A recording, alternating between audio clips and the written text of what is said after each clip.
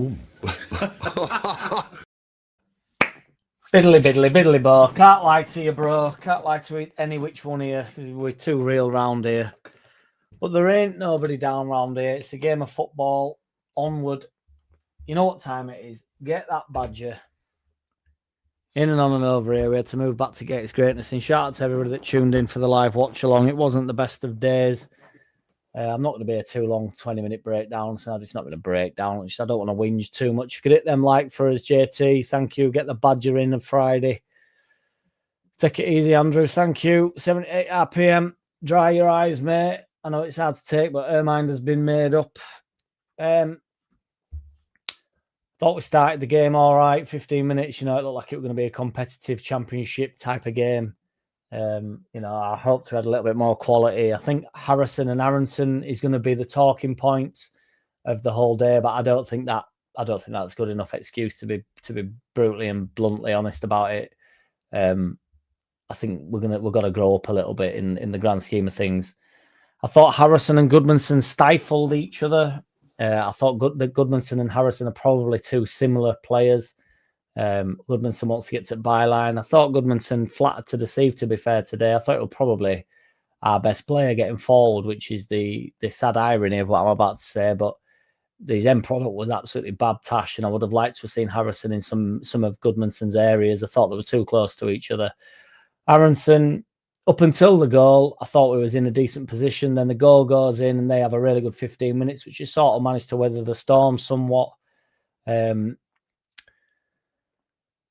Aronson gets a chance before half-time, doesn't hit it with any conviction. I think any single other forward player that we have, be it Longstaff, Stack, DCL, Harrison, Okafor, James, name somebody else, pick somebody else. I think, I'm not saying the goal goes in. It's a decent save, but I think he gives the keeper every opportunity to save it. I don't think he hits it with any conviction. You can go with your side foot, but still zip it in, like a firm pass, like a 15, 20-yard pass. But he doesn't hit it with enough conviction, so the keeper manages to get down to it somewhat and deflects it onto the post. Aronson knows more than anybody that he has to be taking chances like that, and that is ultimately the difference between going in at 1-1 and being in a good position coming out for the second half and then being in the position that we was in. Harrison, as I say, will come into some flack today, but I don't think that's on Harrison. I've been calling to get Harrison on pitch a little bit more. I'd rather go Okafor on the left and then Harrison on the right if we don't have James and we don't have any attacking outlets on that side. I'd rather go with Harrison on the right and just have done with it and let him deliver some balls in. We can put to bed the fact that DCL is ace in the air, because I don't think there's any doubt that he's mint in the air. We had a ludicrous amount of possession in the second half, last 15, 20 minutes. Counted for absolutely zero. Got nothing out of the game, so not even... You just knew we could have played for 15, 20 days today and we wouldn't have got a goal. So it's an awful, horrible result. It pulls them within a point of us. We're 15th. There's only Brentford and West Ham below us that can go above us. So we can't end up in the drop in the bottom three, which is something that I'm very, very keen to avoid. If you still look upwards, we're still sort of only 2 or 3 points, 3-4 points off 10th and stuff. But it's it's games like today. I said it start game, but it was a must win really today. And when you go 1-0 down, 2-0 down, obviously you just don't want to lose at that point. It's just get to a draw. But I thought the second goal was infuriating, to be perfectly honest. It's a brilliant strike, and if you just view it individually, I wouldn't even mind if that was in the 89th minute and the game had got away from us a little bit. But what was it, 65th, 70th minute or something maybe? We're still in the game, we're looking good, and then Stack's lazy getting back for me. It's just like zero pressure on him. He thinks, well, is he going to have a pop from there? And if he does, is it going to go in top bin? I just feel like it's like little individual moments like that I feel seeps into seasons, and that's kind of what I'm getting at when we don't turn up or we're not bang at it. I thought we bang at it today, and there was a few players a few yards off it, and it just makes me feel a certain way that we're slipping when you don't think you have to do the 3 yards. You just think, oh, we're all right. No, he's not going to put it in top bin from there, and then so you don't do the 3 yards. 4 yards just to put your arm on his back, big lad. Just get your arm somewhere near him, and he does not get the shot off like that. Ampadu don't get out to him. I don't know who it was playing centre back. I don't know whether it was Pascal or Rodon. It could have even been Goodmanson. I don't know who was next to Ampadu at the time of the strike. But neither of them two go towards him. But I sort of sympathise with that a little bit more than Stack. That's what I'm saying. Stack's behind him.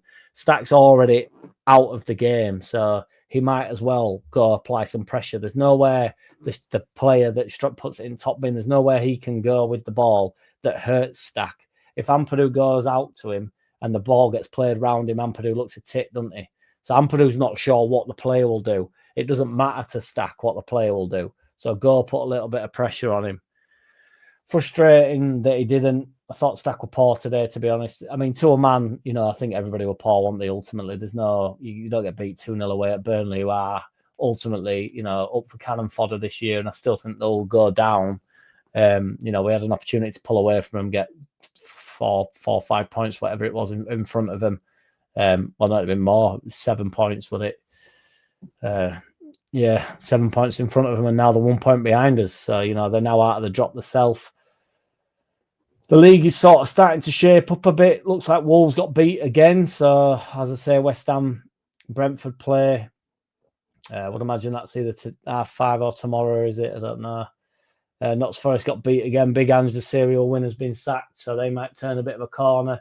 It's starting to take shape. Sunderland got another win today. They're on 14 points. What could have been, that's now like near on double what we're on.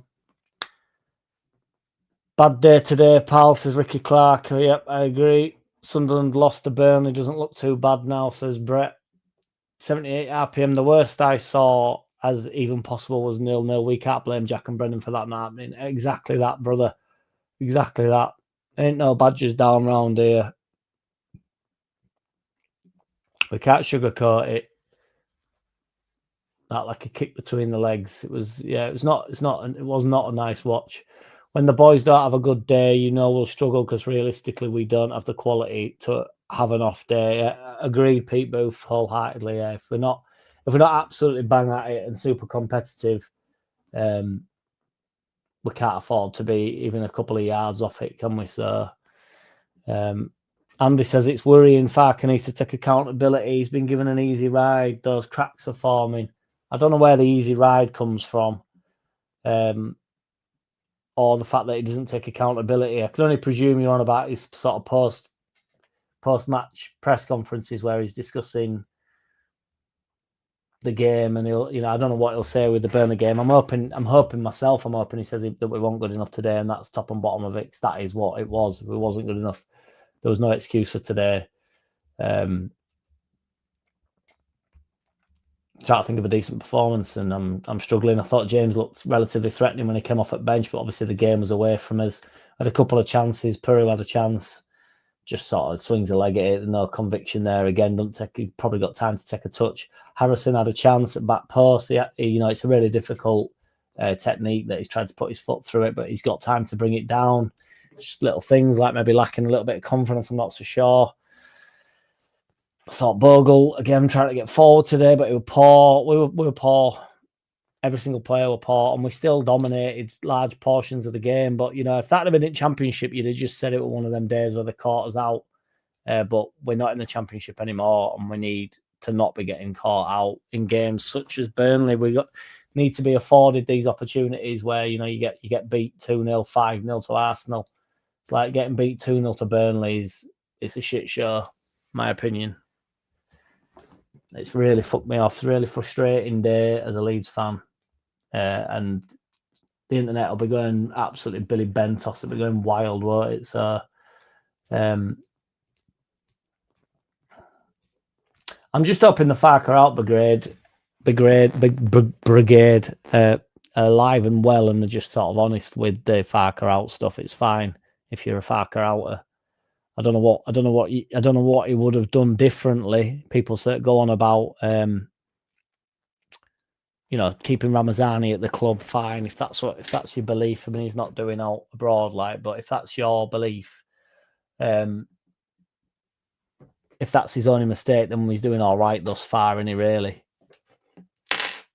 People calling for Beal to come in. I think Beal comes straight into the side if he's good enough, to be honest. I don't know enough about him to rate him, so I thought Stewart were poor today, though. I thought the stuff at the end of the game were frustrating. They were sort of winding us up a little bit, and Rodon were taking the bait a little bit, pushing Barnes over. So if it's all just gamesmanship, just don't get involved at that point. You're 2-0 down. You've been dicked all day. We've got 7 minutes left. You just knew there was no enjoyment, to be honest, at all today. I didn't feel as though their second goal were coming. It is a wonder strike, but I think that the goal stopped if Stack just puts a tiny bit of pressure on him, just literally just anywhere near him.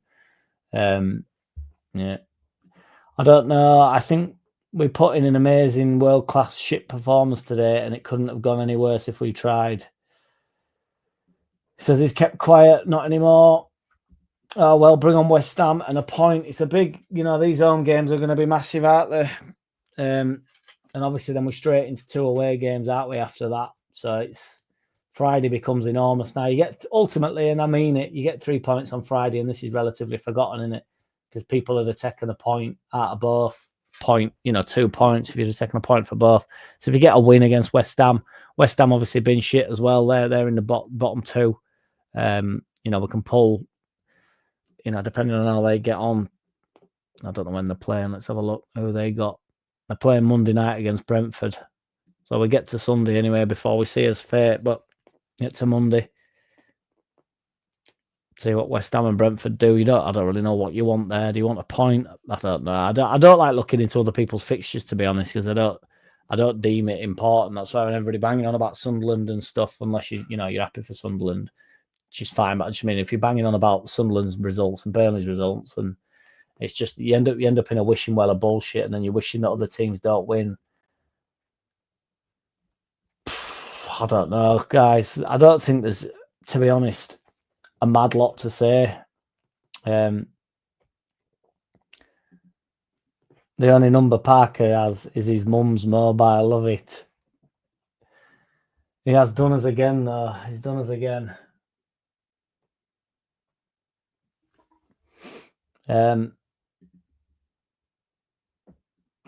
Spotlight on Farker, who will struggle against class. All these Farker outers would have jumped at Ange, take a few moments processing that nugget, exactly that 78 RPM that had gone hook, line and sinker for him. And people were even last year on about him, even when he was losing a abhorrent amount of games for Tottenham Hotspur. He was losing terrible amount of games. And people were still saying Big Ange in. So, still saying that Big Ange had something to offer.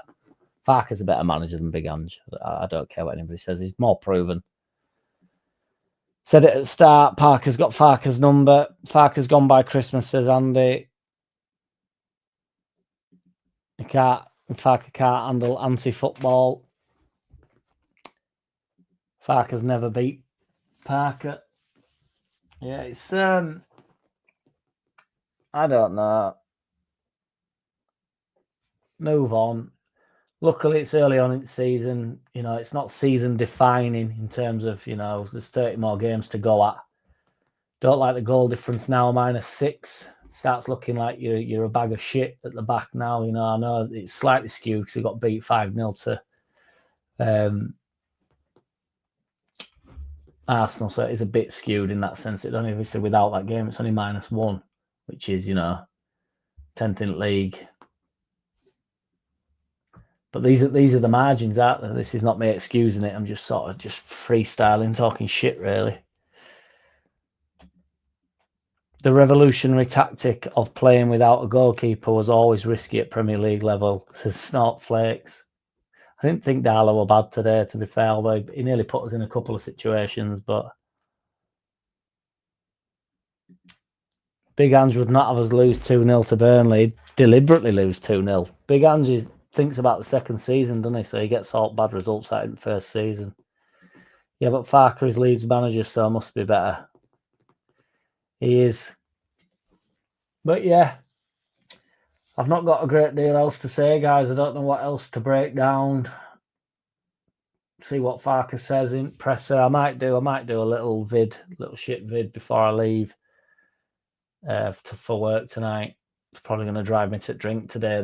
Try to stay off it this weekend, but yeah, That's my thoughts, guys. Shout out to each and every which one here. Thank you for tuning into the watch along. It's much appreciated, and thank you for this little bit. Yes, Danny Bowden, what's good, lad? Thank God there are at least a few teams worse than us. Currently there is, yeah. Currently there is, but we're currently 3 points off Nottingham Forest, and we all know how bad they've been. So, exactly, Ming. I'm on the wrap up, brother. I'm going to go make some music. Hit them likes on way out, JT. Yes, thank you. Appreciate you, man. 20 people in the room, 19 people have liked. DCL's good in Take it easy, Pete Booth. Thank you. Cheers, AO. Take it easy, everybody. Danny Borden, Snortflakes, Pete Booth, JT, Roger Slicker, 78 RPM, Joe Depp. My name is AO. Ricky Clark, Brett. Much appreciate each and every which one here. Take it easy. See you in a bit, Danny. Have a good night, lad. Have a good weekend, boys. Bob and Mimi. In a bit. Shit. I don't wanna play no games. No, I don't wanna play no games. No, I don't wanna hear your promises. You do you and I'll do me. That's just the way it is. Boom.